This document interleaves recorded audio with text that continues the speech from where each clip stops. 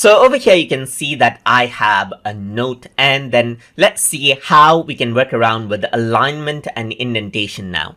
So over here you can see that everything is left aligned right now. So you can see that this is the title, it is left aligned, and all of the paragraphs right here are left aligned as well by default, meaning everything is pushed towards the left, and you can see on the right hand side there's a bit of gap right here.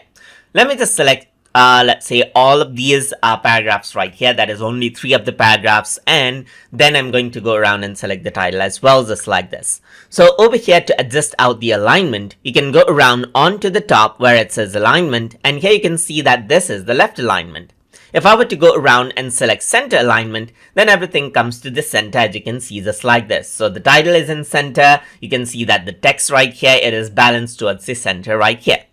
If I were to go around over here and align it to the right hand side, then this is what you have. As you can see, everything is now aligned to the right. And that is how you can go around and change the alignment of your text as well. If I were to go around over here, then you also have the indent option. You can click around over here and you can see that it indents out, that is, adds some space to the left hand side of the paragraphs.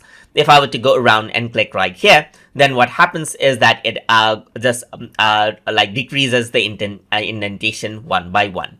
Let me just go around onto the beginning of this paragraph and then use the indentation, and then it only affects that paragraph, as you can see right here, just like this. So you can go around, indent only that paragraph out, and the other paragraphs remain as it is. You can also go around over here onto the title, but you can see that there is no indentation option for the title, but only for the text. And that is how you can go around with using the alignment and indentation option inside of Notes, inside of Evernote. So I hope you guys learned something as always.